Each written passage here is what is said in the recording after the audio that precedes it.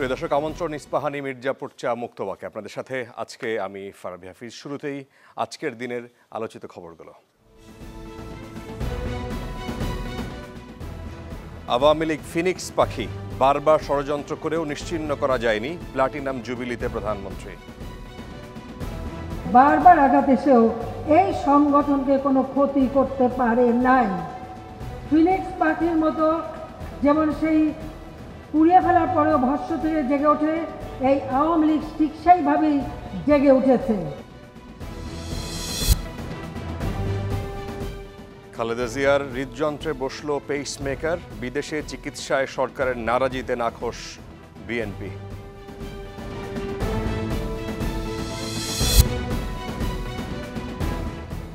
দুদককে লিখিত জবাবে সাফাই বেনজিরের, ছাগলকাণ্ডে এনবিআর থেকে সরানো হলো মতিউরকে।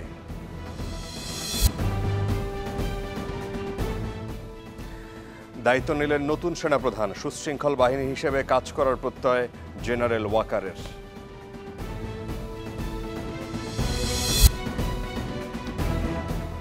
এবং ভর্তুকি কমানোর নামে বিদ্যুতের দাম বাড়ানো অযৌক্তিক, লুটপাটের কারণেই মূল্যবৃদ্ধি বলছে সিপিডি।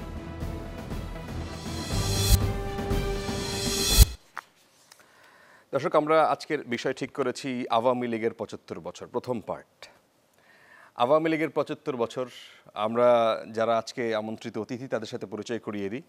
রয়েছেন জনাব রুহিন হোসেন প্রিন্স, সাধারণ সম্পাদক সিপিবি। রয়েছেন জনাব Syed Ishtiaq Reza, editor in chief, Dhaka journal. এবং অনলাইনে সংযুক্ত আছেন জনাব এস.এম. কামাল হোসেন এমপি, সাংগঠনিক সম্পাদক, বাংলাদেশ আওয়ামী লীগ। আপনাদের তিনজনকে স্বাগত জানাচ্ছি।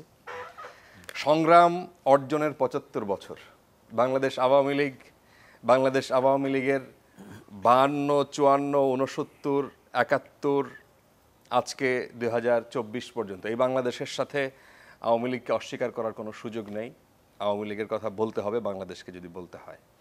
আমরা এরপরেও আজকে এরকম একটা সময় আসছে, আমরা যেহেতু এস.এম. কামাল ভাই আপনার কাছে এই প্রশ্নটা রাখি, যে টানা ক্ষমতায় থাকা দলের মধ্যে কোনো চ্যালেঞ্জ তৈরি করে কিনা। অনেকে এই প্রশ্ন করেন। এই চ্যালেঞ্জ দলের সাংগঠনিক দুর্বলতার ক্ষেত্রেও হতে পারে, রাষ্ট্রযন্ত্রের কোনো দুর্বলতাও ফুটে উঠতে পারে। আবার অনেকে এইভাবেও বলেন যে দল এবং সরকারের মধ্যে আওয়ামী লীগ মাঝে মাঝে তফাৎ করতেও ভুলে যায়। জনাব এস.এম. কামাল হোসেন এমপি। দেখেন, আপনাকে ধন্যবাদ জানাই, বিজ্ঞ আলোচকদের ধন্যবাদ জানাই, দর্শক শ্রোতাদের ধন্যবাদ জানাই।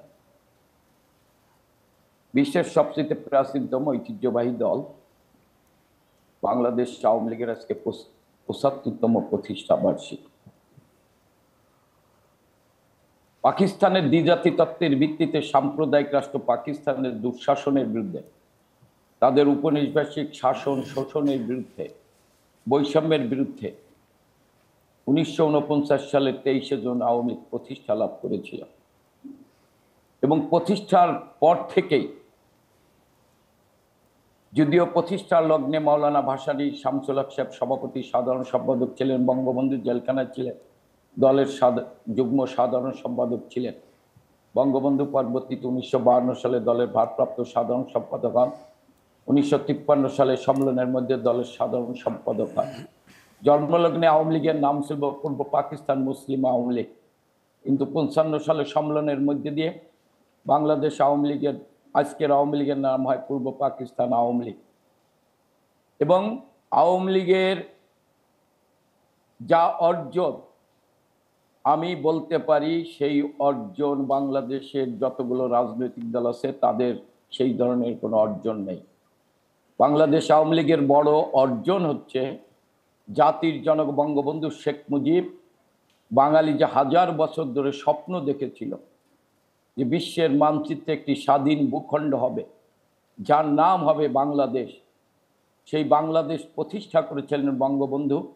এই বাংলাদেশ আওয়ামী লীগের মাধ্যমে সেদিনকে পূর্ব পাকিস্তানের মানুষকে ঐক্যবদ্ধ করে, আপনি অনেকগুলো সালের কথা বলেছেন, আমি সেই সালগুলো উল্লেখ না করে শুধু এইটুকুকে বলতে চাই যে ১৯৬৬ সালের ৬ দফা, যেটা ছিল বাঙালি মুক্তির চূড়ান্ত সনদ, এবং আওয়ামী লীগের মাধ্যমে বাঙালিকে ঐক্যবদ্ধ করে 6 দফার ভিত্তিতে 70-এর নির্বাচন বাঙালি বঙ্গবন্ধুর প্রতি সমর্থন দিয়েছিল। আপনারা সবাই জানেন, জাতি জানে, এবং সমর্থনের মধ্যে দিয়েই বঙ্গবন্ধু 6 দফার প্রশ্নে কোনো আপোষ করেননি। 1971 সালের 3রা জানুয়ারি ঐতিহাসিক শরৎ বঙ্গবন্ধু সেদিনকে নির্বাচিত প্রতিনিধিদের দিয়ে শপথ পাঠ করিয়েছিলেন 6 দফার দাড়ি সেমিকলন বাদ দিয়ে কোনো আপোষ হবে না, যারা করবে তাদেরকে জ্যান্ত কবর দেওয়া হবে। আমি মনে করি আওয়ামী লীগের বড় অর্জন হচ্ছে বাংলাদেশের স্বাধীনতা, আর আজকে আওয়ামী লীগের বড় অর্জন হচ্ছে যে বঙ্গবন্ধু তনয়া জননেত্রী শেখ হাসিনার নেতৃত্বে যে বাংলাদেশ ছিল ক্ষুধা, দারিদ্র, দুর্ভিক্ষ, সন্ত্রাস, জঙ্গিবাদের বাংলাদেশ, বঙ্গবন্ধুকে হত্যা করার পর সেই বাংলাদেশ আজকে বিশ্বের দরবারে উন্নয়নের রোল মডেল, মর্যাদাশীল দেশ জননেত্রী শেখ হাসিনার নেতৃত্বে আওয়ামী লীগের মাধ্যমে 1975 সালে 15 আগস্ট বঙ্গবন্ধুকে হত্যা করার পর বাংলার মানুষকে ঐক্যবদ্ধ করে বঙ্গবন্ধু তনয়া জননেত্রী শেখ হাসিনা তার সততা, সাহসিকতা, দেশপ্রেম, দূরদর্শী নেতৃত্ব দিয়ে আজকে বাংলাদেশকে আওয়ামী লীগের মাধ্যমে বাঙালিকে ঐক্যবদ্ধ করে সেই জায়গায় নিয়ে গিয়েছেন। আচ্ছা, আমি একটি কথা জনাব এস এম কামাল, আমরা আপনার কাছে একটা সম্পূরক প্রশ্ন ছিল এরকম যে আমরা সেই ইতিহাস তো সবাই কম বেশি জানি, সেই জায়গায় দীর্ঘদিন একটা দল ক্ষমতায় থাকা, সেটা একটা ভারসাম্য, কোনো নতুন কোনো চ্যালেঞ্জ। আমি যদি একটু আত্মসমালোচনার কথা আপনাকে বলি, একটু মনে করাই দিই, আওয়ামী লীগের যারা সমালোচনা করেন তারা কেউ কেউ বলেন যে আওয়ামী লীগ এখন শুধু উন্নয়নের কথা বলে, বাজার অর্থনীতির কথা বলে, কিন্তু এক সময় তারা মানুষের অধিকারের কথা বলতো, আপনি যে কথাগুলো বলছিলেন, দুঃখী মানুষের কথা বলতো, এখন তাদের মুখে সেই কথা আর শোনা যায় না। এই বিষয়ে আপনার আমি আপনার বলি, যারা এই কথাগুলো বলে তারা যখন 6 দফা দিয়েছিল তখনও তারা বিরোধিতা করেছিল। যারা এই কথা বলে যখন বঙ্গবন্ধু মানুষের অন্ন, বস্ত্র, বাসস্থান, চিকিৎসা, লেখাপড়ার নিশ্চয়তার লক্ষ্যে দ্বিতীয় বিপ্লবের কর্মসূচি দিয়েছিলেন, যুদ্ধ বিধ্বস্ত ধ্বংসস্তূপে দাঁড়ানো বাংলাদেশকে যখন ঘুরে দাঁড় করিয়েছিলেন, তখনও তারা এই কথা বলেছেন। বঙ্গবন্ধুকে হত্যা করার পর যারা দেশ শাসন করেছেন তাদের কাছে আওয়ামী লীগ নিষিদ্ধ হয়েছিল, মুক্তিযুদ্ধের ইতিহাস নিষিদ্ধ হয়েছিল। আজকে বঙ্গবন্ধুর তনয়া জননেত্রী শেখ হাসিনা, বঙ্গবন্ধুর যারা বলেন যে এখানে গরিব মানুষের কথা নাই, আপনি কয়েকদিন আগেও প্রায় আপনার 26,566 জন লোক যাদের ঘর নাই তাদের ঘর দিয়েছেন বঙ্গবন্ধুর তনয়া জননেত্রী শেখ হাসিনা, যাদের জমি নাই তাদের জমি দিয়েছেন বঙ্গবন্ধুর তনয়া জননেত্রী শেখ হাসিনা। আপনি এই পর্যন্ত 50 লক্ষর উপরে লোককে ঘর দিয়েছেন, জমি দিয়েছেন বঙ্গবন্ধুর তনয়া জননেত্রী শেখ হাসিনা। যারা বলেন দুঃখী মানুষের কথা বলেন না, আপনি এই বছর না, আগামী বছরের 1 জানুয়ারি দেখবেন সমস্ত শিক্ষা প্রতিষ্ঠানে উৎসব হচ্ছে, শিশুরা হাসছেন, এবং দিনমজুরের সন্তান, কৃষকের সন্তান, শ্রমিকের সন্তান, তারা বছরের শুরুতে এক সেট নতুন বই পাচ্ছেন, মাকে জড়িয়ে ধরে হাসছেন, আর মা জি জি কিন্তু বছরের আজকে আসবো জনাব এস এম কামাল, আমরা আসবো আবার। কিন্তু এখন বলি, আপনি যেটা বলছেন শিক্ষা প্রতিষ্ঠানে উৎসব হবে ঠিকই, কিন্তু এখন পর্যন্ত আপনি জুন মাস চলে, কোন কোন শ্রেণীতে মূল্যায়ন পদ্ধতি কি হবে শিক্ষাক্রমে সেই বিষয়ে এখন সুনির্দিষ্ট কোনো পাওয়া যাচ্ছে না, রূপরেখা পাওয়া যাচ্ছে না। এই আলোচনা আমরা আসবো আবার, আপনার কাছে আবার আসবো। আমরা রেজা ভাই আপনার কাছে একটু আসতে চাই। সৈয়দ ইশতিক রেজা, আপনি 75 বছরের আওয়ামী লীগের মূল্যায়ন যদি একটু করেন। অনেক ধন্যবাদ। প্রথমেই 7.5 দশক আওয়ামী লীগের অভিনন্দন জানাই, এই দলের যারা সৃষ্টি করেছিলেন তাদের, বর্তমানে যারা এই দল পরিচালনা করছেন, দলীয় সভানেত্রী শেখ হাসিনা, প্রধানমন্ত্রী সহ দলের নেতা কর্মী অসংখ্য, তাদেরকে অভিনন্দন জানাই। এবং কামাল ভাই সূত্র ধরেই বলবো যে বাংলাদেশের ইতিহাসের সাথে আওয়ামী লীগকে কোনোভাবে বিচ্ছিন্ন করা যাবে না। আওয়ামী লীগের নেতৃত্বে আমরা মুক্তিযুদ্ধ করেছি, বাংলাদেশ স্বাধীন হয়েছে। স্বাধীনতার আগের আন্দোলন, স্বাধীনতার পরেও আওয়ামী লীগ দীর্ঘ সময় মানুষের অধিকারের কথা বলেছে, এবং 75-এর পূর্ব আওয়ামী লীগ, 75-এর পরবর্তী আওয়ামী লীগ নানা ঘাত প্রতিঘাতের ভিতর দিয়ে গিয়েছে। এবং বঙ্গবন্ধুর মতোই তার কন্যার হাত ধরে আমি বলবো এই মুহূর্তে আওয়ামী লীগ তার ইতিহাসের সুবর্ণ সময় উদযাপন করছে, টানা 4র্থবারের মতন ক্ষমতায়, এবং একচ্ছত্র ক্ষমতা, তাকে চ্যালেঞ্জ করার কোথাও কেউ নেই, বলতে বলে একচ্ছত্র ক্ষমতা উপভোগ করছে আওয়ামী লীগ। তাই বলে এই কথা বলা যাবে না যে আওয়ামী লীগের পথটা খুব মসৃণ ছিল। আওয়ামী লীগের অসংখ্য নেতাকর্মী জীবন দিয়েছে, মুক্তিযুদ্ধে দিয়েছে, দেশের মানুষের লড়াই সংগ্রামে দিয়েছে। শেখ হাসিনা দেশে ফিরে আসার পরে তার উপরে আক্রমণ হয়েছে, তার দলকে নিশ্চিহ্ন করে ফেলার চেষ্টা হয়েছে 2004 সালের 21শে আগস্টে, তার নিজের উপরে আক্রমণ হয়েছে, অনেকবার তাকে মেরে ফেলার চেষ্টা হয়েছে। সব কিছুর ভিতর দিয়ে তিনি যেটা নিজে বলেন যে ফিনিক্স পাখির মতন উঠে এসছে আওয়ামী লীগ, বারবার ধ্বংসস্তূপের ভিতর থেকে আওয়ামী লীগ ঘাত প্রতিঘাতের ভিতর দিয়ে আসছে। এবং আওয়ামী লীগের সবচেয়ে বড় শক্তি যেটা হলো সাধারণ মানুষের সাথে তার সংশ্লিষ্টতা, এগুলো সবই তার ইতিবাচক দিক। কিন্তু আপনি যখন বর্তমান সময়টার কথা বলবেন তখন আওয়ামী লীগের তো কিছু সমালোচনা করতেই হয়, অথবা আমরা একটু ভিন্ন দৃষ্টিতে দেখতে চাই বিষয়টাকে। এই মুহূর্তে আওয়ামী লীগের রাজনৈতিক চর্চা যতটা বেশি, আওয়ামী লীগ নিজের রাজনীতি যতটা করছে, তার চাইতে ক্ষমতা চর্চা, আধিপত্য চর্চা করছে বেশি, এবং সেটা দৃশ্যমান অনেক বেশি। আওয়ামী লীগের নেতৃত্ব অপসৃয়মান, কিন্তু তার চাইতে রাষ্ট্রীয় শাসন ব্যবস্থায় আমলাতন্ত্রের নেতৃত্ব অনেক বেশি দৃশ্যমান। এগুলো আমরা দেখতে পাই। আমরা দেখতে পাই যে সরকারে আওয়ামী লীগ বিলীন হয়ে গেছে, তাকে আলাদা করা যায় না কোথাও। এবং আওয়ামী লীগের ভিতরে একটা প্রতিযোগিতা, কে কত বেশি পেয়েছে, কে পায়নি, কে কতটা পেতে পারত, এই ধরনের একটা। এবং আওয়ামী লীগ নিজেই বলে যে আওয়ামী লীগের আমলের আওয়ামী লীগ সবচেয়ে ভালো আছে, অর্থাৎ এই আমলে যারা আওয়ামী লীগ করে তারা ভালো আছে, নতুন করে যারা আওয়ামী লীগ হয়েছে। এখন আপনি সারা দেশে শুধুই আওয়ামী লীগ, আর কোনো দল খুঁজে পাবেন না, তাদেরকে সেভাবে দেখাও যায় না সেভাবে। সুতরাং এই যে এত বেশি আওয়ামী লীগ, এটাই আওয়ামী লীগের জন্য একটা চ্যালেঞ্জ তৈরি করেছে। এবং সেই চ্যালেঞ্জটা অতিক্রমের চেষ্টাটা আওয়ামী লীগের ভিতরে আছে কিনা আমরা দেখি না। আওয়ামী লীগ 72-এ ফিরে, সংবিধানে ফিরে, কিন্তু আওয়ামী লীগ আবার বিসমিল্লাহও রাখে, রাষ্ট্রধর্মও রাখে। আওয়ামী লীগ হেফাজতের সাথেও সমঝোতা করে, আওয়ামী লীগ আবার প্রগতিশীলতার কথাও বলে। আওয়ামী লীগকে আসলে অনেক কিছুর ভিতর দিয়ে যেতে হচ্ছে, এবং আওয়ামী লীগ ক্রমেই একটা ধনিক শ্রেণীর সমিতিতে পরিণত হয়েছে। উপজেলা নির্বাচনগুলো যদি দেখেন, আপনি যদি পার্লামেন্টের বিষয়গুলো দেখেন, দল গঠনের ক্ষেত্রে খোদ আওয়ামী লীগের ভেতর থেকেই কথা আসে যে পদবাণিজ্যের কথা, মনোনয়ন বাণিজ্যের কথা, এগুলো আসে।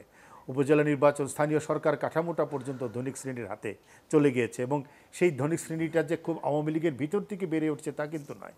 তারা এসে আওয়ামী লীগে যোগদান করছে হয় টাকার জন্য, অথবা টাকাওয়ালারা এসে আওয়ামী লীগ করছে তার ক্ষমতাকে আরও বিস্তৃত করার জন্য। সুতরাং সব কিছু মিলে আমি বলবো আওয়ামী লীগ নিজের সাথে নিজের একটা লড়াই চলছে। এখন আওয়ামী লীগ একটা নিরন্তর লড়াই চলছে। আওয়ামী লীগ ফিরে যেতে চায় মুক্তিযুদ্ধের চেতনায়, উদার অসাম্প্রদায়িক মানবিক বাংলাদেশের পক্ষে। আবার আওয়ামী লীগকে অনেক কিছু যোগ বিয়োগ করে তাকে থাকতে হয় নানা ধরনের। এবং আওয়ামী লীগ নিজেই বলে তার দলে হাইব্রিড আছে, তার দলে কাওয়া আছে, নানা ধরনের কথা বলা হয়। এই সমস্ত কিছু মিলিয়ে আওয়ামী লীগ একটা বড় নিজের চ্যালেঞ্জের মধ্যে পড়েছে। বঙ্গবন্ধুর ভাষণগুলো যদি দেখেন আপনি, 7ই মার্চের ভাষণ ছাড়াও প্রত্যেকটা ভাষণে জাতির পিতা বঙ্গবন্ধু একটি কথা বেশি বলেছেন, সেটা হলো মানুষ। তিনি বারবার বলেছেন আমার মানুষ। আপনি খেয়াল করে বক্তৃতাগুলো পড়ে দেখবেন, আমার মানুষ। তিনি বলেছেন মানুষের জন্য, অর্থাৎ মানুষের জন্য রাজনীতি করা। সে আওয়ামী লীগের থেকে মানুষ কি অনেক দূরে চলে গেছে? আওয়ামী লীগ কি অনেক বেশি ধনিক মানুষের দল হয়ে উঠেছে? দরিদ্র মানুষ কি তাহলে আওয়ামী লীগ থেকে অনেক দূরে চলে গেছে? অথচ আওয়ামী লীগের সম্পদ কিন্তু মানুষ, দরিদ্র শ্রেণীর মানুষ।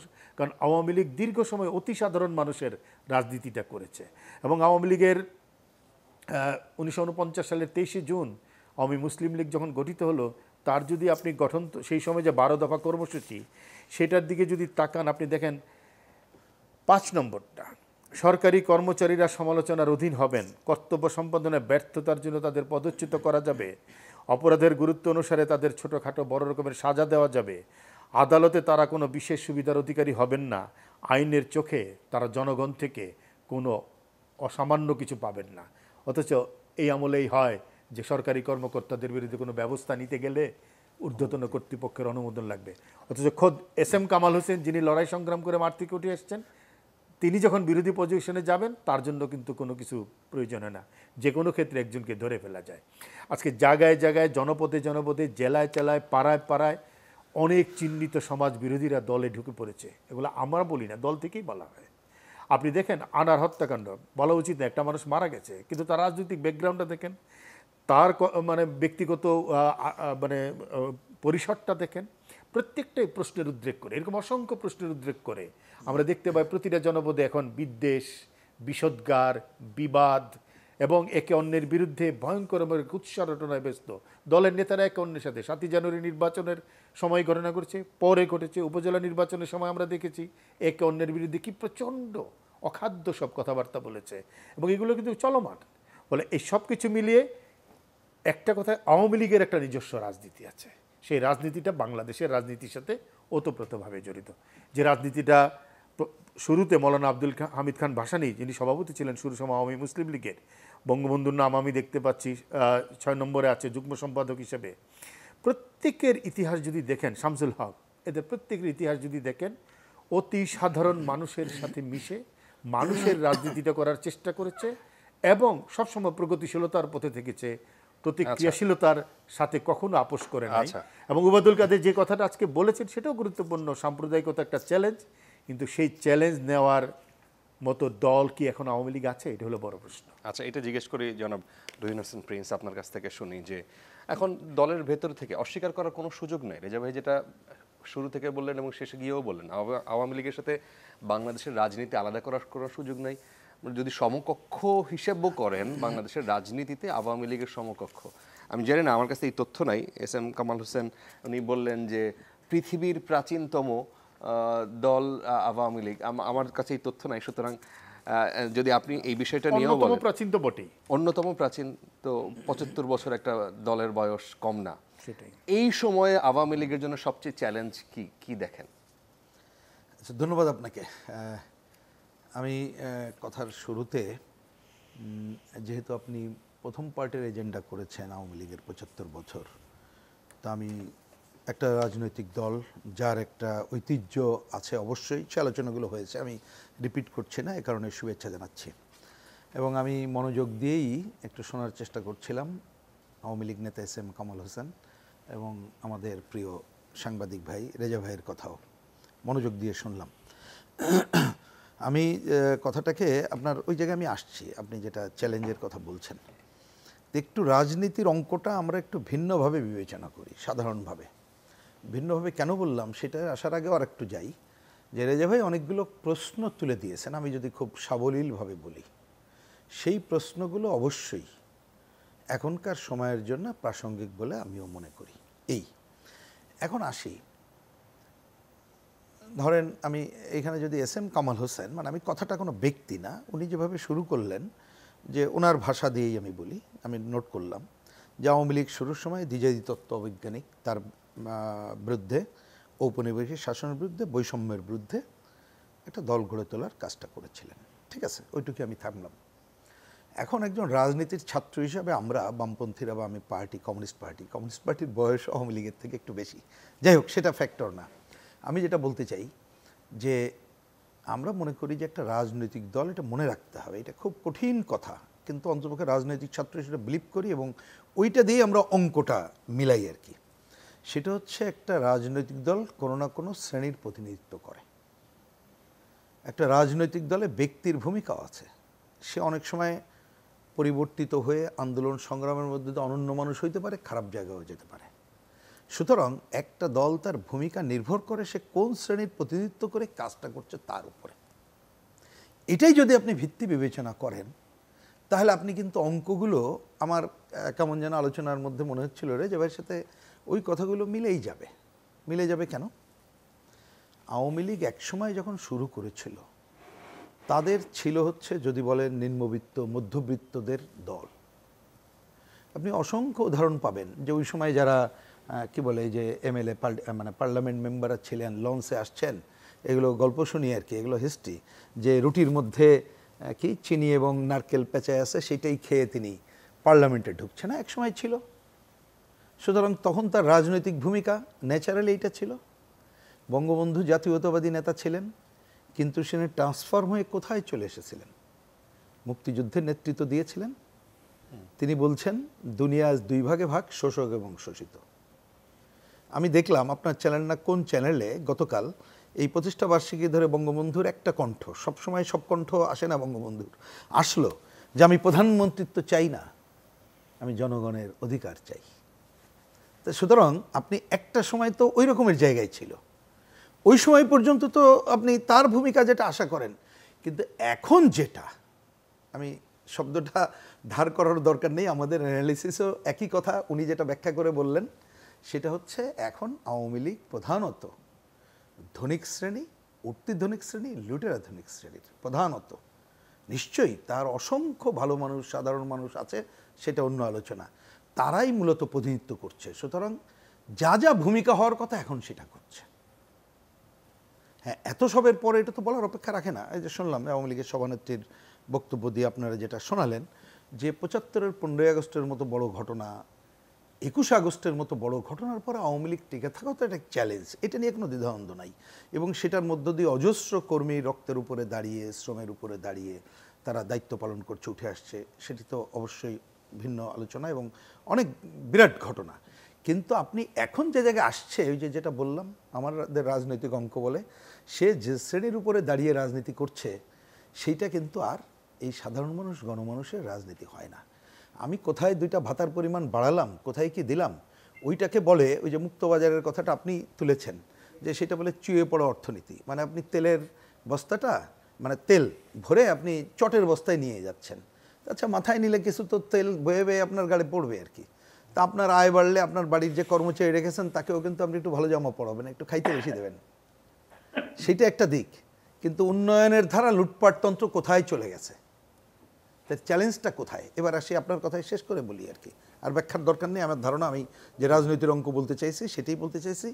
আমাদের বিবেচনায় বাংলাদেশকে মুক্তিযুদ্ধের ধারায় আপনি ফিরে আনতে গেলে একটা চ্যালেঞ্জ হচ্ছে গণতন্ত্রহীনতা থেকে মুক্তি পাওয়া, একটা চ্যালেঞ্জ হচ্ছে সাম্প্রদায়িক শক্তির হাত থেকে মুক্তি পাওয়া, একটা চ্যালেঞ্জ হচ্ছে পুঁজিবাদী লুটপাটতন্ত্র থেকে মুক্তি পাওয়া, একটা চ্যালেঞ্জ হচ্ছে সাম্রাজ্যবাদ, আধিপত্যবাদী শক্তির সবল থেকে দেশের স্বার্থ রক্ষা করে আগানো।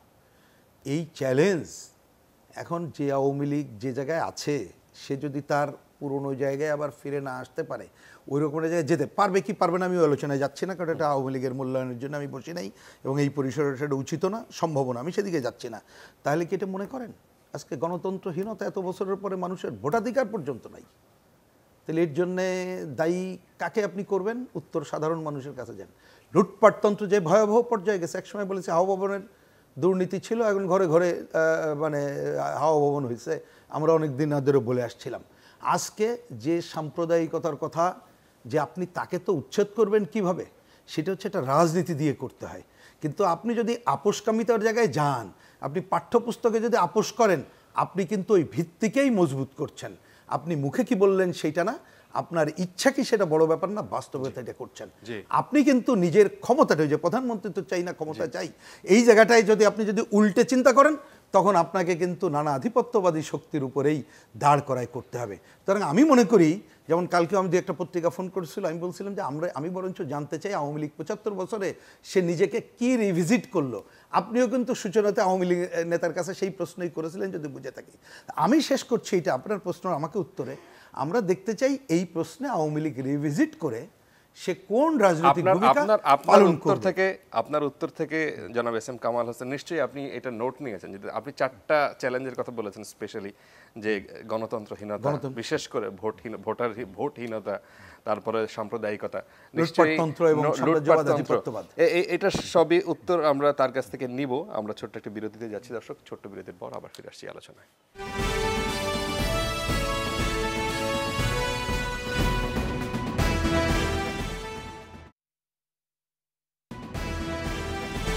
ইস্পাহানি মির্জাপুর চা মুক্তবাগ দেখছেন আপনারা চ্যানেল 24 এর পর্দায়। আমরা একটু আলোচনায় আসতে চাই, একটা প্রসঙ্গে ছিলাম আমরা, সেটি নিয়ে কামাল ভাইয়ের একটা উত্তর যদি তিনি দিতে চান, তাহলে তার একটা উত্তর নিয়ে তারপরে অন্য প্রসঙ্গে যেতে চাই। কামাল ভাই, আমরা জনাব রুহিন হোসেন প্রিন্স তার কাছ থেকে শুনছিলাম, তিনি 4-5টি চ্যালেঞ্জের কথা বলেছেন আওয়ামী লীগের, যে আওয়ামী লীগ একটা সময় যে গণমানুষের কথা বলতো, যে সমাজতন্ত্র এখন পর্যন্ত তাদের গঠনতন্ত্রে রয়ে গেছে, কিন্তু এখন লুটপাটতন্ত্র, এখন গণতন্ত্রহীনতা, ভোটহীনতা, সাম্প্রদায়িকতা, এই সমস্ত রকমের ঝামেলার মধ্য দিয়ে আওয়ামী লীগ যাচ্ছে, এটা অস্বীকার করার কোনো সুযোগ আছে কিনা? দেখেন, অবশ্যই এটা উনি বাস্তব কথা তুলে ধরে না। ইস্তেকরে যা কিছু কথা বলেছেন তার সাথে আমি ডিফার করি না, কিছু কিছু বিষয়ে আমি একমত পোষণ করি। আমি একটু কথা বলতে চাই। দেখেন, আওয়ামী লীগের উপরে বারবার আঘাত এসেছে। আইয়ুব খান আওয়ামী লীগকে বঙ্গবন্ধু 6 দফা দেওয়ার পর বঙ্গবন্ধুকে প্রায় 14 বছর জেলে রেখে শারীরিক মানসিকভাবে নির্যাতন করেছেন, আওয়ামী লীগকে ধ্বংস করার চেষ্টা করেছেন, ফাঁসির মঞ্চে ঝোলানোর চেষ্টা করেছেন।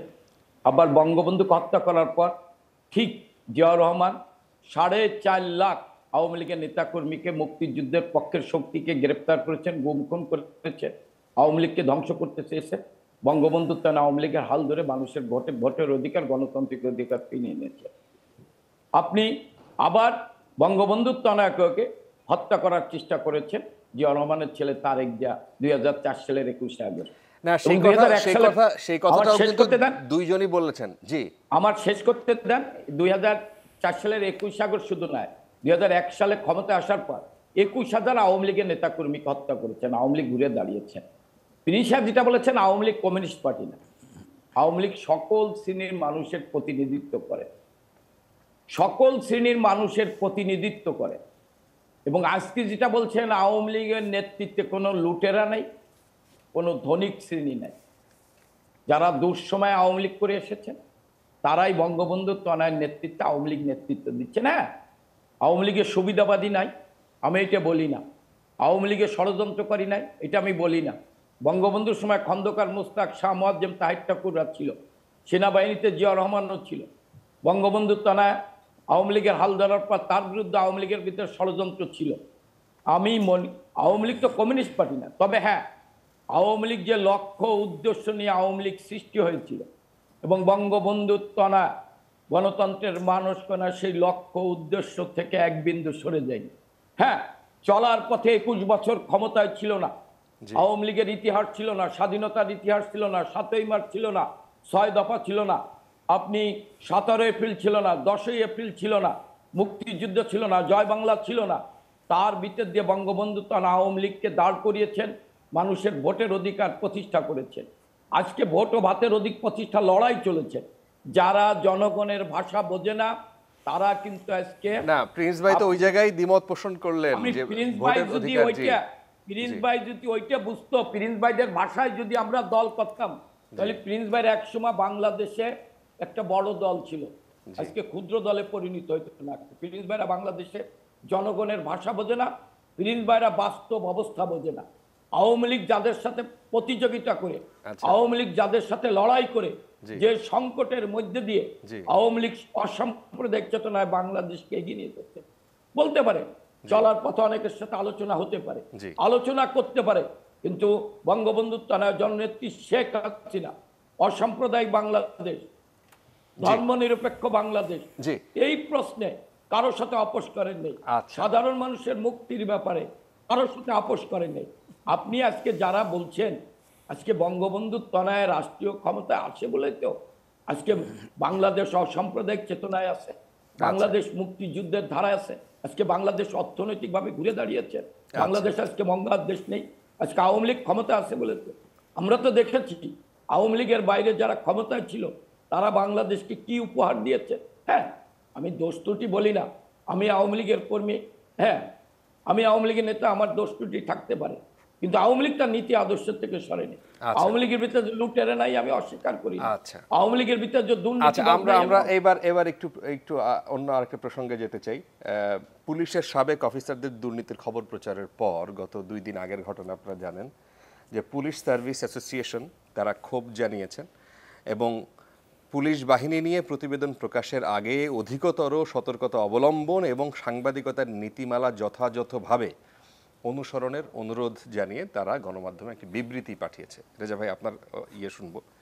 এখন প্রশ্ন হচ্ছে যে সাংবাদিকতায় ভুল তথ্য, মিথ্যা তথ্য, আংশিক সত্য, আংশিক অসত্য, আমরা হলুদ সাংবাদিকতার কথা জানি, এরকম প্রতিবেদন যদি প্রকাশিত হয়, প্রচারিত হয় গণমাধ্যমে, সেটা কিন্তু প্রতিবাদ লিপি আসতেই পারে যিনি ভুক্তভোগী, যিনি ভিকটিম যাকে মনে করবেন, এবং গণমাধ্যম সেটা ছেপেও দেয় প্রতিবাদ যদি কেউ লেখে। আমাদের একটা কালচারও আছে।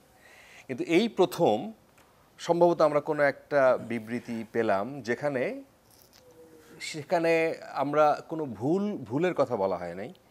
সেখানে সম্ভবত পুরোটা আমি দেখলাম, সেখানে সাংবাদিকতার নীতি নৈতিকতা ঠিক রেখে একটু অধিকতর একটু সতর্ক হয়ে তারপরে করার জন্য বলা হয়েছে। রেজা ভাই, এটাকে আপনি কিভাবে দেখেন? পুলিশ সার্ভিস অ্যাসোসিয়েশনের বক্তব্য অধ্যত্বপূর্ণ। একটা স্বাধীন গণতান্ত্রিক সমাজে একটা সার্ভিস ক্যাডার জনগণের করের টাকায় পরিচালিত হয়ে সঠিক রাজনৈতিক নেতৃত্বে দেশ পরিচালিত হলে এরকম একটা বক্তব্য দিতে সাহস পেত না, তারা দিয়েছে এটা। এবং এই বক্তব্য আমি মনে করি বাংলাদেশের আপামর জনগণকে অপমানিত করা হয়েছে, শুধু সাংবাদিকদের নয় আসলে এখানে। এবং সাংবাদিকরা যেহেতু জনগণের প্রতিনিধিত্ব করে, তারা দুর্নীতির বিরুদ্ধে অনিয়মের বিরুদ্ধে লিখে কথা বলে, তাদেরকে আক্রমণ করা হয়েছে। পুলিশ সার্ভিস অ্যাসোসিয়েশন প্রথমে বলেছে কোনো ব্যক্তির দায় বাহিনী নেবে না, এখানে সরাসরি ব্যক্তির দায় নিজেদের কাঁধে তারা নিয়েছে। দ্বিতীয়ত, তারা সাংবাদিকতা শেখাবার চেষ্টা করেছে সাংবাদিকদেরকে। তাহলে সাংবাদিকরা এখন বলুক আমরা পুলিশকে পুলিশগিরি শেখাবো, সেটা বলুক। তাহলে তারা কি সেটা মানবেন? তারা আমাদেরকে সাংবাদিকতা শেখাতে চেয়েছেন। সাংবাদিক যদি কোনো অসত্য বক্তব্য লিখে থাকে, বলে থাকে, তার জন্য প্রতিবাদের কথা আপনি বলেছেন, সেটা সাংবাদিকরা নিয়ম মেনে ছাপে। সেটাও যদি মনোপুত না হয়, সরকারের একটি বিচার বিভাগীয় প্রতিষ্ঠান আছে সরকার কর্তৃক, প্রেস কাউন্সিল আছে, তারা সেখানেও যায়নি। তারা অত্যুত্বপূর্ণ বক্তব্য দিয়ে সাংবাদিকদের একটি ধমক দেওয়ার চেষ্টা করেছে। এই বক্তব্য ভয়ঙ্করভাবে আমি মনে করি গণতন্ত্র বিরোধী, গণতন্ত্র বিকাশের পথে অন্তরায় হিসেবে চিহ্নিত হবে বাংলাদেশ পুলিশ সার্ভিস অ্যাসোসিয়েশনের এই বক্তব্য। আমি একদিকে দেখেন আওয়ামী লীগের সাধারণ সম্পাদক সেতুমন্ত্রী, তিনি এই ঘটনার পরপর বলেছেন ব্যক্তির দায় কোনো বাহিনী নেবে না, এবং সরকার কঠোর অবস্থানে আছে দুর্নীতির বিরুদ্ধে। একথাও বলেছেন সরকার কোনো ধরনের দুর্নীতিকে প্রশ্রয় দেয় না বলেই দুর্নীতি দমন কমিশন স্বাধীনভাবে এখন এটি তদন্ত করছে। অন্যদিকে আমরা দেখলাম পুলিশ সার্ভিস অ্যাসোসিয়েশন এরকম একটা বক্তব্য দিল, আমরা কোনটাকে গ্রহণ করব? তারা কিভাবে এই বক্তব্য দিতে পারলো আমাদেরকে বিস্মিত করে, মর্মাহত তো করেছি। এবং আমি মনে করি যে বাংলাদেশের সাংবাদিক সমাজ আজকে যে জায়গায় এসে দাঁড়িয়েছে তাকে প্রতিপক্ষ করে ফেলা হচ্ছে, অথচ এটা তো কোনো কাম্য হতে পারে না। সাংবাদিকদের কাজের ভুল নেই, এ কথা কেউ বলবে না। ভুলের জন্য প্রতিবাদের ভাষা আছে, সিস্টেম আছে, এমনকি আইনগত ব্যবস্থা নেওয়ার জায়গা আছে। কিন্তু বিবৃতি দিয়ে হুমকি দেওয়া, এইটা একটা সার্ভিস অ্যাসোসিয়েশন এভাবে করতে পারে, তাও একজন তাদের সাবেক সহকর্মীর জন্য। এবং এটার মাধ্যমে তারা যে প্রচ্ছন্ন হুমকি দিয়ে রেখেছে যে আর রিপোর্ট করা যাবে না, এগুলো কি তাহলে সরকার এটাই চায়? অথচ সরকার তো চায় স্বাধীন গণমাধ্যম, গণতন্ত্রের বিকাশের স্বার্থে চতুর্থ স্তম্ভের বিকাশ চায়। তাহলে কোন জায়গাটা আমরা গ্রহণ করব? আমি তো মনে করি পুলিশ সার্ভিস অ্যাসোসিয়েশনের এই বিবৃতির ব্যাপারে সরকারেরও জিজ্ঞাসা থাকা উচিত যে এরকম একটা বিবৃতি একটা সরকারি চাকরিজীবীরা কিভাবে করতে পারে। আচ্ছা, এস এম কামাল হোসেন, আপনি কি এই বিষয়ে কিছু যুক্ত করতে চান? এই বিষয়টা আপনার কাছে। দেখেন, আমি এই বিষয়টা যেটা মনে করি যে সকল সংস্থারই তার যতটুক দায়িত্ব ততটুক কথা বলা উচিত, এর বাইরে আসা উচিত না। রাজনীতিবিদদেরও আমি মনে করি লাগামহীন কথাবার্তা বলা উচিত না। আমার সাংবাদিকদেরও অসত্য তথ্য সাংবাদিক সরকারের, আমি মনে করি আমাদের মানে গণতন্ত্রের একটা দর্পণ, সাংবাদিক সমাজ সবার সমালোচনা করতেই পারে। আমি কি অপরাধ করছি, সরকার কি ভুল ত্রুটি তুলে ধরবে, সেখান থেকে শিক্ষা নেব, আমরা শিক্ষা নেব। সেখানেও তাদেরকেও তাদের দায়িত্বের জায়গায় দাঁড়ায় আমি মনে করি তারা গঠনমূলক ভূমিকা পালন করবে। পুলিশ অ্যাসোসিয়েশনের এই অধিকার আছে কিনা আমি এটা বলতে পারি না। আমি মনে করি তাদের জায়গায় দাঁড়িয়েও তারা মনে হয় তাদের সতর্কতা অবলম্বন করা উচিত। এই ব্যাপারে তারা তাদের যতটুকু অধিকার ততটুকু কথা বলা উচিত। কারণ আমি মনে করি দুর্নীতিবাদ যেই হোক, সে রাজনীতিবিদ হোক, সে সরকারি আমলা হোক, পুলিশ প্রশাসনের লোক হোক, যেই হোক, বা সাংবাদিক হোক, বা কোনো সামাজিকভাবে প্রতিষ্ঠিত ব্যক্তি হোক, কোনো ব্যবসায়ী হোক, যেই দুর্নীতিবাজ হোক, তার বিরুদ্ধে বঙ্গবন্ধু তনয়ের সরকার আমি মনে করি জিরো টলারেন্স। সেই ক্ষেত্রে বঙ্গবন্ধু তনয় জননেত্রী শেখ হাসিনা এই ব্যাপারে কাউকে ছাড় দেবে না। আর সবার সংযত আচরণ করা উচিত, সত্য জিনিস মাঠে তুলে ধরা উচিত, এইটা আমি মনে করি। এইখানে কি আপনি কি কোনোভাবে বলবেন যে ধরেন বেনজি সাহেবের যেই দুর্নীতির খবরটা পত্রিকায় আসছে, 1000 একর জমি, গাড়ি বাড়ি ফ্ল্যাট, সেটা অনুসন্ধানে আমলে নিয়েছে শেষ পর্যন্ত দুদক, যে কোনোভাবে কিছুদিন বন্ধ ছিল, তারপর আবার সেটি আলোচনায় আসার পরে আবার সেটি আমলে নেওয়া হয়েছে। এই জায়গায় সাংবাদিকতার মানে সাংবাদিকরা কোনো লিমিট ক্রস করেছে বলে আপনার কাছে মনে হয়েছে? এইটা তো আমি সাংবাদিক বেনজির সাহেব দুর্নীতি করছে, সাংবাদিকরা তুলে ধরবে, আমি দুর্নীতি করলে তুলে ধরবে, কিন্তু লিমিট কোর্টের বিষয় না। আমি মনে করি যে বেনজির সাহেব তার দুর্নীতি করছে, এখানে সরকারের তো মানে সরকার কি তাকে পৃষ্ঠপোষকতা করছেন? সরকার কি দুদক স্বাধীন সংস্থা করছেন? অতীতে তো করেন নেই।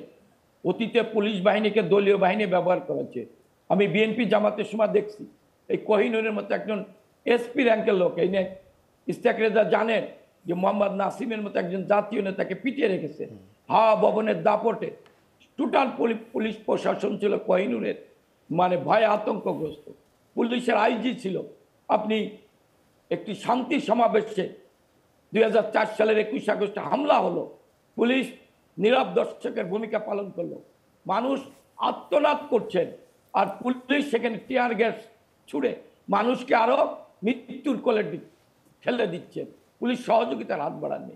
এই পুলিশ বাহিনী, পেট্রো বাহিনী, পুলিশ দুর্নীতি করেছে, অতীতে কোনো বিচার হয়নি। এই সরকার তো পুলিশ হোক, রাজনীতিবিদ হোক, সংসদ সদস্য হোক, যেই হোক, বা কোনো আমলা হোক, কাউকে তো এই সরকার ছাড় দিচ্ছে না। বঙ্গবন্ধু কন্যা জননেত্রী শেখ হাসিনা সরকার ছাড় দিচ্ছে না। সেই ক্ষেত্রে বেনজির সাহেব যদি দুর্নীতি করে থাকে, প্রমাণ হয়, অবশ্যই দুদক তার বিরুদ্ধে ব্যবস্থা নেবে। এই ব্যাপারে তো আমাদের দলের সাধারণ সম্পাদক বারবার সুস্পষ্টভাবে বলেছে। এইখানে তো মানে এই নিয়ে তো কথা বলার কিছু নেই। আচ্ছা, জনাব রহিন হোসেন প্রিন্স, আপনার কাছে আসতে চাই। একটু মনে করিয়ে দিক, গত বছরের 2 ডিসেম্বর হাইকোর্টের একটি বেঞ্চ পুলিশের বিরুদ্ধে ছিল একটি শুনানি। সেখানে তারা বলেছিল যে পুলিশ ধরেই নিয়েছে, দুর্নীতি করলে কিছু হবে না। আপনি কি এইটা কোনোভাবে এটার সাথে রিলেট করবেন, এই বিবৃতি? না, আমি ওই বক্তব্য যেমন একটা আপনি মনে করিয়ে দিলেন, আমি একটু এই মুহূর্তের তারিখটা মনে করতে পারছি না। এর আগেও আপনি দেখবেন, যদি আমি ভুল না করে থাকি, রেজা ভাইয়ের যদি মনে থাকে, টিআইবি অন্য গবেষণা সংস্থা যখন এই ধরনের কথা বলেছিল, তখন কিন্তু পুলিশও এই ধরনের থ্রেটমূলক, মানে এর আগেও এই ধরনের বিবৃতি তারা দিয়েছিল। তার মানে যে তারা এই কাজটা যেটা করেছে, ইশতাক ভাই যেভাবে বলেছে, এরপরে নতুন করে বলার দরকার, এটা তো ওয়ান কাইন্ড অফ থ্রেট। এবং এই থ্রেট বলার আগে আরেকটু আমি খালি মনে করিয়ে দিই, দেখেন টিআইবি এই ধরনের রিপোর্ট যখন প্রকাশ করে, তখন সেটা বিআরটিসির বিরুদ্ধে হোক, বিআরটিআর বিরুদ্ধে হোক, স্বাস্থ্য মন্ত্রণালয়, ভূমি অফিস, সবাই বলে, প্রত্যাখ্যান করে। এটা কিন্তু একটা কালচারে পরিণত কিন্তু আমি বলছি যে থ্রেট তখনও, বিবৃতিটা যে আজকেই হলো হুট করে তা না। এর আগেও যে আপনি যেটা কোর্টের কথা বলেন, এটা বলার পরেও তাদের সতর্কতা নাই, বরঞ্চ ঔদ্ধত্যপূর্ণ বিবৃতি আছে, থ্রেট আছে। আমি যে কথাটা বলতে চাইছি, যে এই যে থ্রেটটাগুলো করছে, যে যখন ক্ষমতায় থাকে, এখন আগের সরকারের সময়ও দেখেন, সরকারের ছত্রছায় ছাড়া কি এই ধরনের দুর্নীতি, সরকার বলতে তার কোনো ব্যক্তি হোক, কোনো গোষ্ঠী হোক, তাই ছাড়া কি এটা সম্ভব হয়? আর যে নীতিমালার উপরে ভিত্তি করে এই যে টাকা কামাইয়ের জায়গা হয়, আমার সংবিধান অনুপার্জিত আয়ের একে নিষিদ্ধ করার কথা বলার থাকলেও হচ্ছে, তাহলে আপনি তো ওই দুষ্টখত রাখার মধ্য দিয়ে করছেন, এবং সরকারের কোনো না কোনো অংশের যোগসাযোগ ছাড়া এইটা কোনোভাবেই সম্ভব না।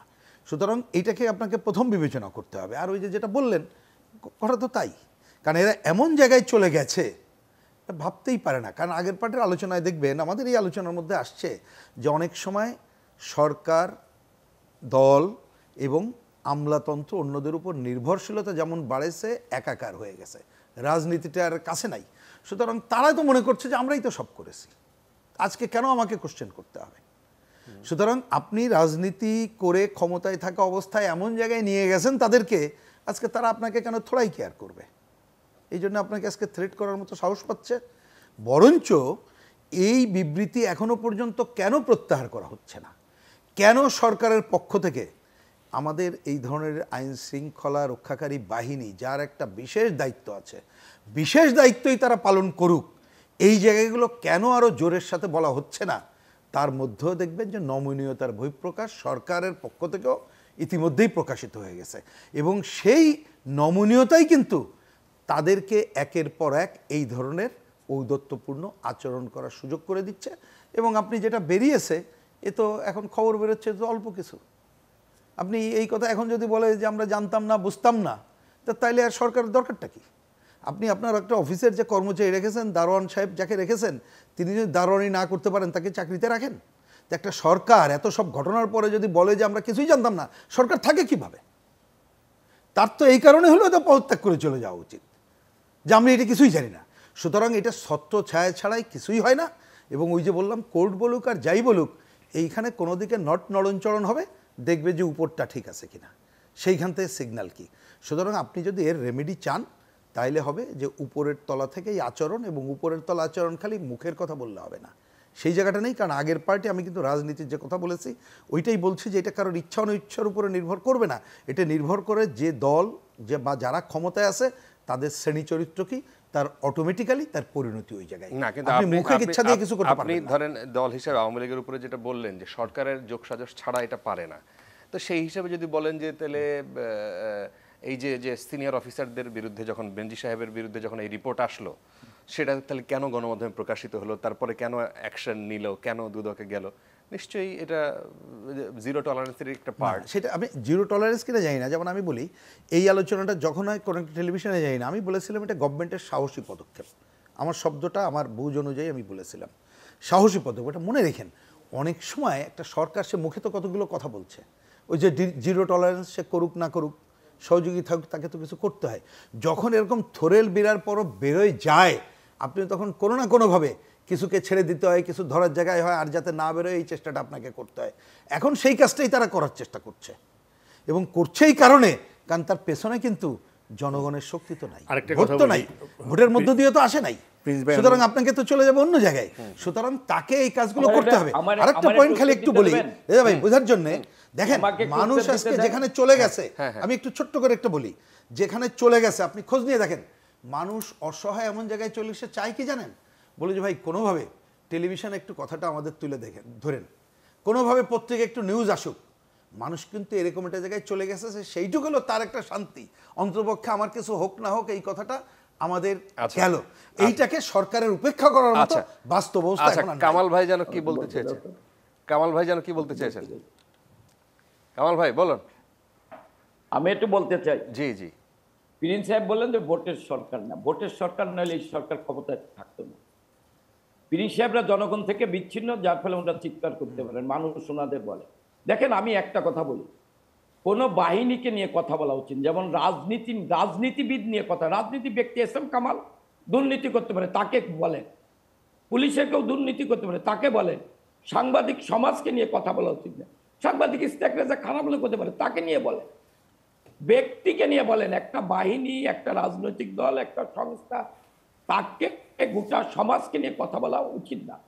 আজকে এই একটা প্রক্রিয়া শুরু হয়েছে, যারা এক সময় রাজনীতিবিদদের চরিত্র হনন করে ১/১১ সরকার আনার চেষ্টা করেছিল, আজকে কিন্তু আপনি ব্যক্তিকে ধরেন যে এসএম কামাল দুর্নীতিবাজ, আপনি ব্যক্তিকে ধরেন, আপনি যদি রাজনীতিবিদদের ধরেন, সকল রাজনীতিবিদকে দুর্নীতিবাজ না।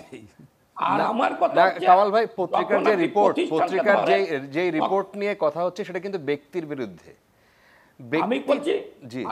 আমি বলছি প্রতিষ্ঠানকে, আপনি প্রতিষ্ঠানকে, প্রতিষ্ঠান তো নিজের দায়িত্ব নিল কামাল ভাই, নিল কেন সে সার্ভিসেস নিজের দায়িত্ব নিছে, নেওয়ার দরকার আর ছিল না। যেটা বলছেন যে ভোটারবিহীন, আরে ভোট না দিলে তো খালেদা জিয়ার মতো রাতের বেলা আইন করে পালিয়ে যেতে হতো।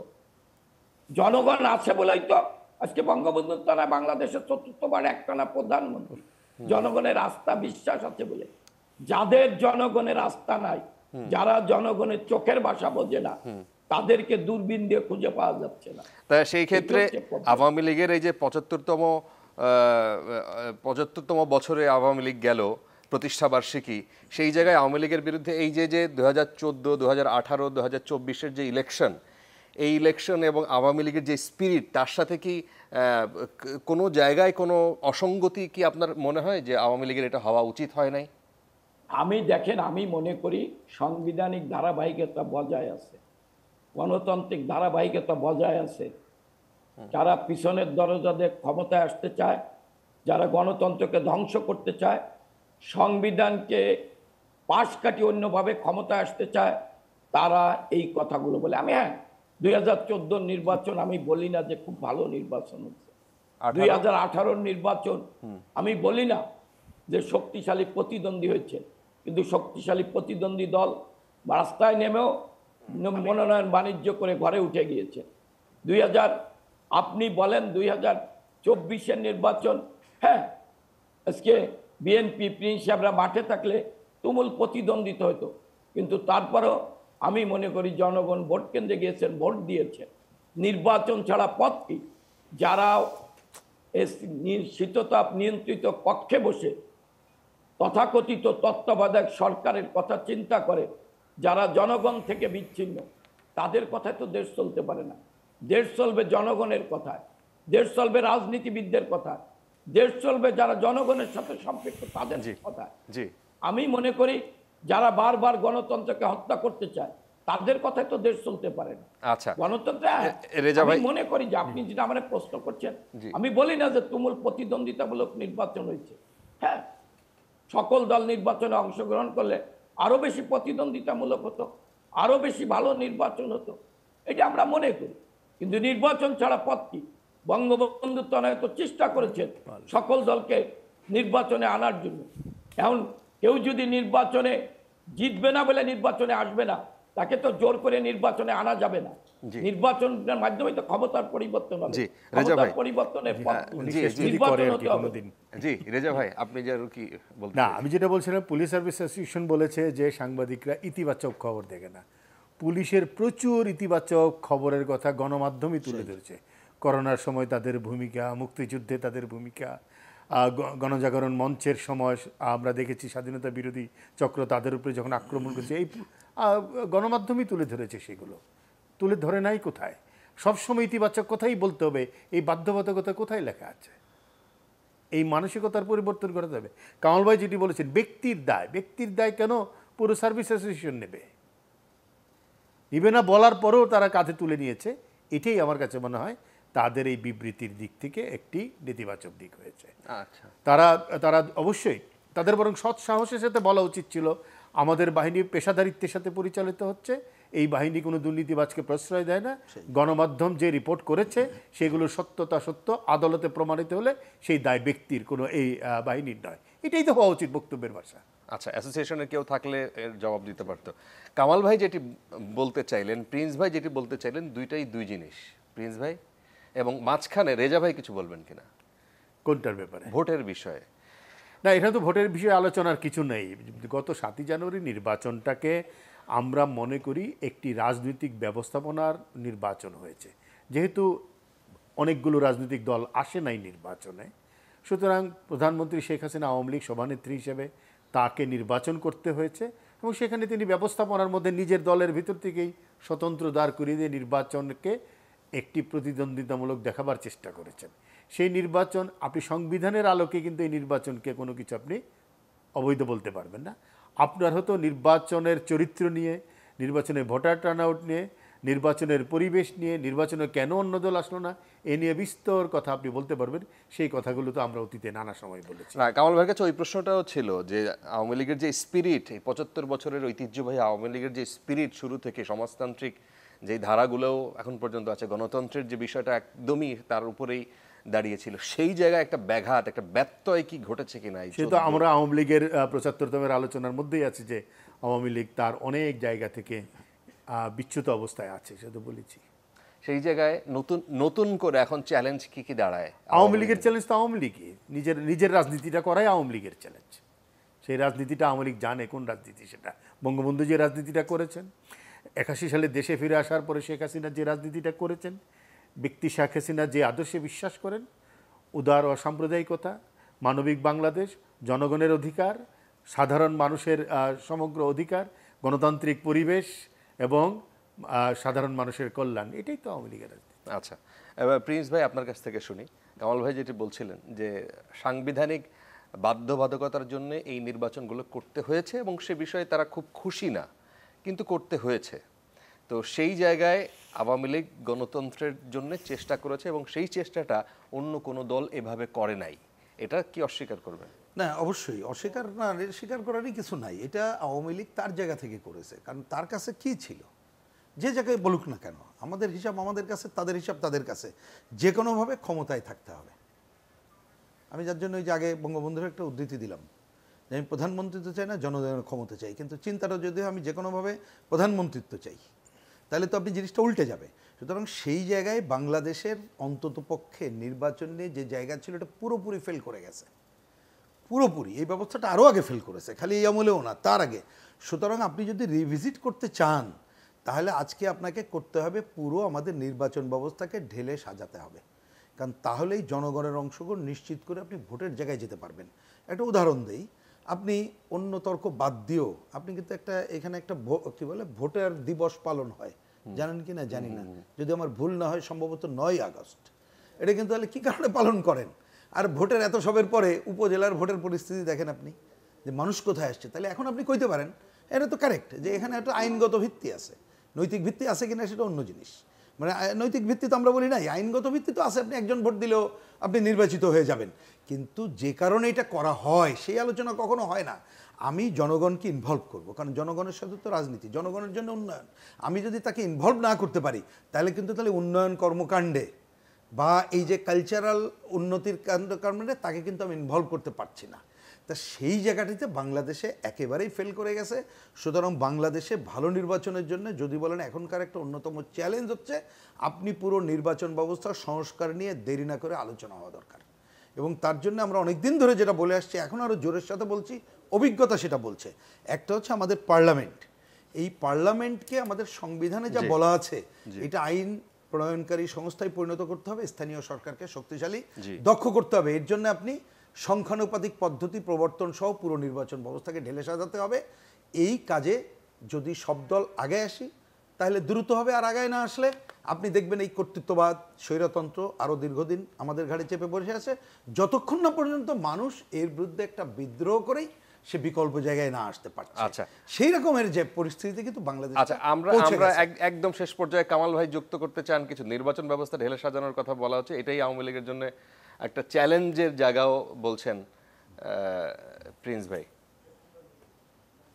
আমি শুনিনি, আবার একটু কাইন্ডলি প্লিজ ভাই।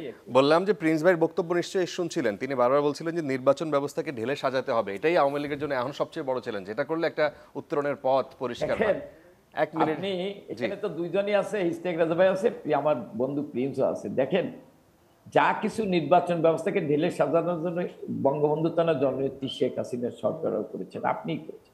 আগে নির্বাচন কমিশন সরকার প্রধান রাষ্ট্রপ্রধানের ইচ্ছা মতো হোক, আর এখন নির্বাচন কমিশন 2009 সালে বঙ্গবন্ধু তার জননেত্রী শেখ হাসিনা প্রধানমন্ত্রী হিসেবে শপথ নেওয়ার পর নির্বাচন কমিশন কিন্তু সকল রাজনৈতিক দলের সাথে আলোচনা করেই মহামান্য রাষ্ট্রপতিকে পরামর্শ দিয়েছিলেন নির্বাচন কমিশন ঠিক করা, এবং পরবর্তীতে নির্বাচন কমিশন আইনও করেছিল।